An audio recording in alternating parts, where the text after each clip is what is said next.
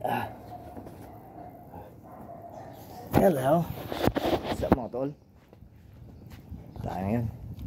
Walking. It's ano oras na? Sing? Magna-9 na ng morning. So mag-walking muna kami. Okay. Teka natin yan. Pero mo ayusin mo yung t-shirt mo. Wala yan. Ha? Wala yan.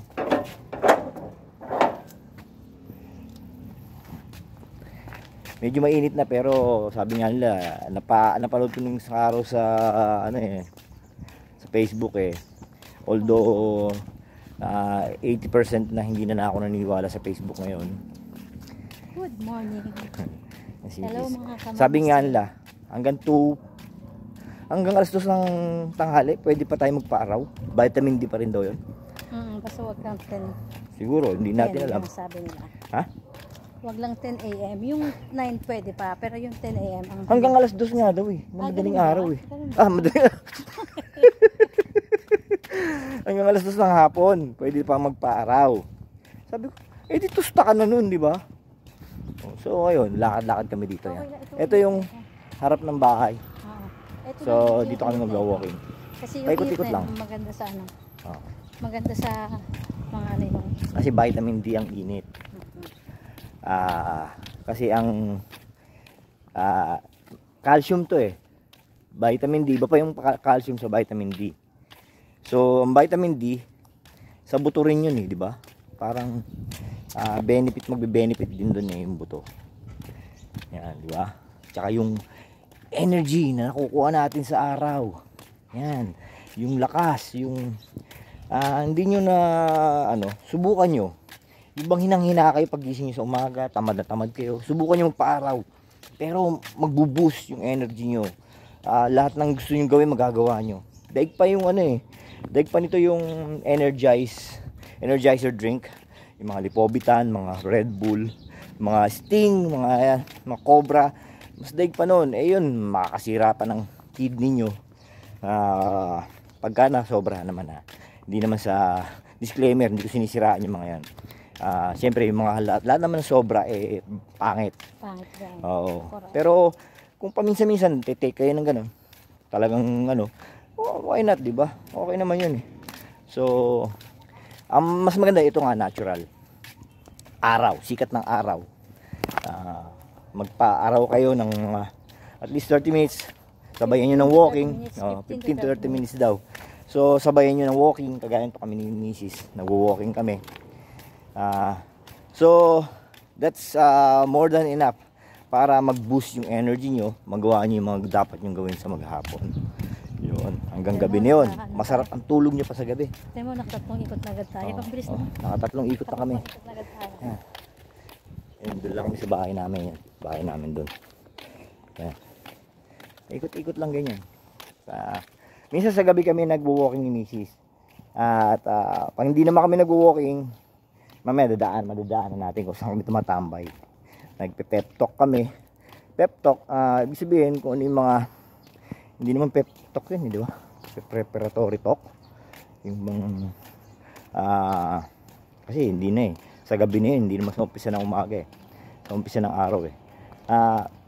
Tumatambay kami doon. Kwentuhan kami kung ano yung mga nagawa namin maghapon. Ano yung mga ano mga plans namin sa mga darating na araw, ganyan. Ano yung mga gusto namin gawin. Ano yung mga dapat namin iwasan ngayon. Kwentuhan yun. Para bonding na rin namin ni Mrs. yun eh. Para yun. Siyempre nga pala mga tol, marami tayong plans na sinasabi ko nga, marami kaming plano ni Mrs. sa mga darating na araw, darating na linggo, darating na buwan. Itong coming year of 2025, we're just hoping na it will be a better one than previous years na pinagdaanan. Ito sinasabi ko, diyan kami tumatambay sa swing na yan. Yan si Mrs. Yan diyan kami tumatambay. Sumasakay kami diyan, tig-isa kami ng upuan. It's either dito sa the other end, ako naman sa the other end. Kasi yun, ikot lang kami ng gano'n. Gano'n lang. Pa-ikot-ikot lang, pa-swing-swing lang kami ng duyan. Meron din dito duyan pero hindi pa namin subukan. Yun, ganun lang ang routine namin gabi-gabi.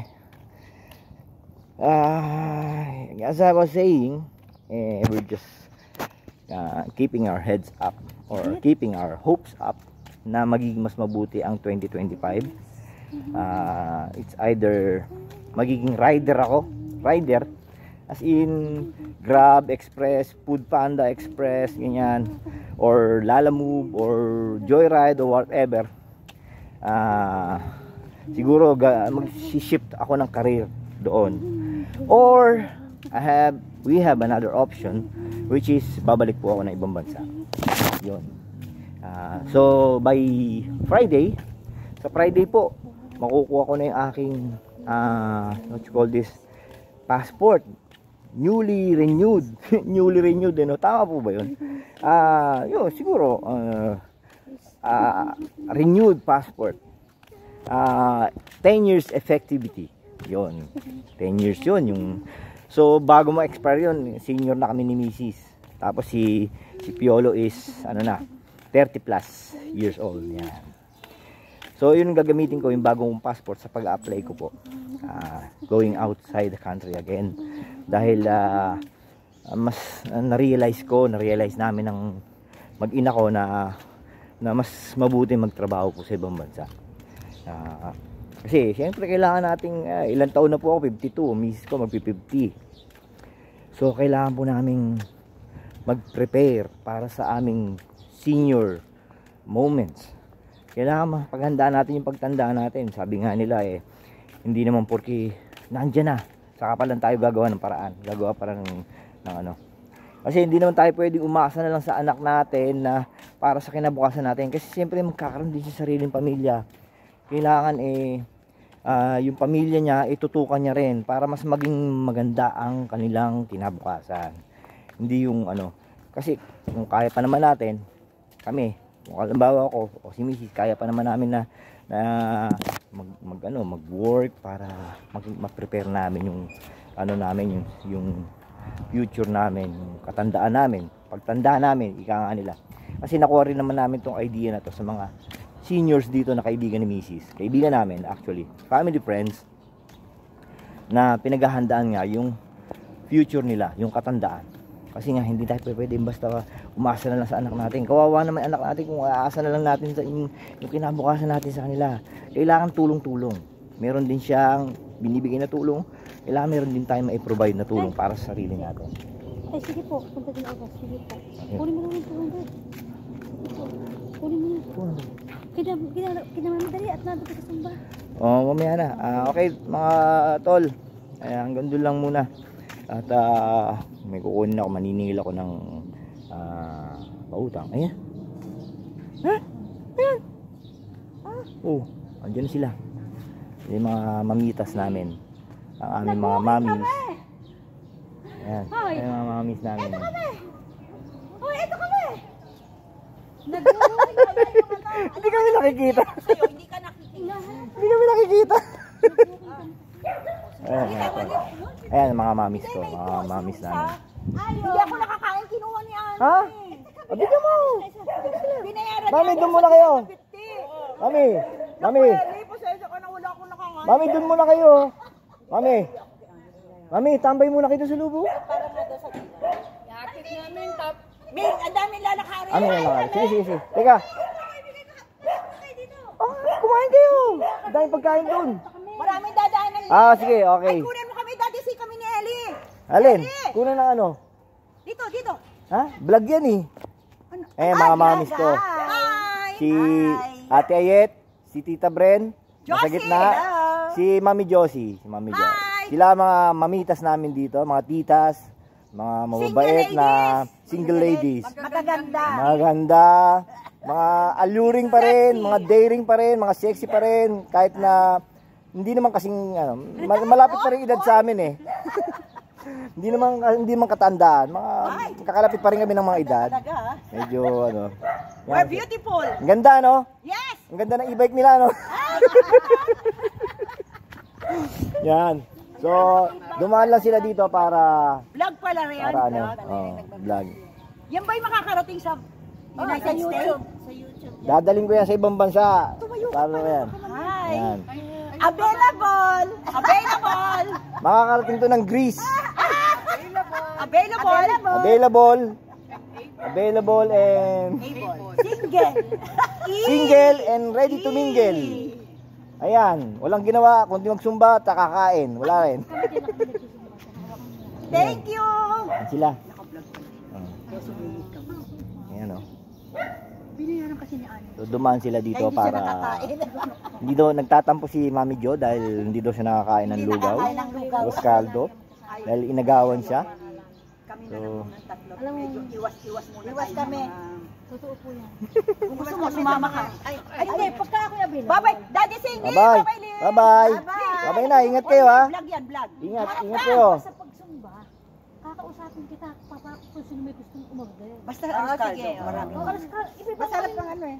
may sopas, may... Buti nga na. Sopas na lang sa susunod, sa Webes. Kaya na may sopas din. O sige. Ay, hindi na. susunod. Para Oo, ano? susunod. Ay, tsaka Ah. yung ano, Biko, di ba? O sige, basta sa... Doon, Biko. Sige, sige. Webes, Sige, Biko, walang problema. Okay. Nag-request sila ng Biko. Bye-bye daw. Bye-bye. Ingat kayo. God bless. Yun. Yan. Yun na sila. So, tuloy kami sa pag-ikot ng aking bunching. Ayan. So, i-ano ko to. I-upload ko mamaya sa YouTube. Para, wala nang edit-edit. Kasi nga, wala pa tayong laptop eh. Siguro pag nakaalis na ako, saka ako bibili ng laptop para may pang-edit na ulit tayo sa mga vlogs natin. Magtutuloy ako ng vlog. Kung saan bansa man ako makarating, itutuloy ko yung pagbablog. Kumita man o hindi. Actually, yung itong YouTube channel ko, ano siya eh, wala na ako nakikita na indication na monetize pa ako. Hindi ko alam kung natanggal yung pagiging monetize ko kasi matagal na akong hindi nagbablog eh. Matagal na akong hindi nag-upload sa YouTube. Pero sa AdSense, nakikita ko naman na naging updated yung ano kita ko sa AdSense. Yung ano ko, yung monthly na income, naka-record naman doon. So, hindi natin alam. It's either, ha? Haba na siya. Hindi, okay lang. Okay lang. It's either na kumikita pa ako sa YouTube or not, eh okay lang. Basta yung sa AdSense, eh nag-accumulate yung aking ano doon, income. At siguro, eventually, ipapadala na naman sa account ko yung aking kita sa YouTube. So, okay lang. Okay lang kahit walang kita. Basta ako makapag-upload. Malay mo, gumanda yung aking content pagdating ng araw. Pag nasa ibang bansa na uli ako. Diba? Di po ba? So, ako, hindi ko pinanghihinayang ang edad ko na makapag-abroad uli. Ang importante sa akin yung bang future na mag-ina ko ma-establish ko uli, maging maayos uli yung buhay namin. Yan lang naman ang target namin maging maayos ang future namin. So yun lang mga tol, at medyo mahaba na to. Pasok na rin kami ni Mrs. sa loob, makapagligpit-ligpit, makapag-ayos-ayos ng bahay para maaliwalas. Mas maganda kasi yung araw pagka yung malinis yung kapaligiran mo, maayos, di po ba? So yun lang, and have a nice day. Bye guys. See you mga tol.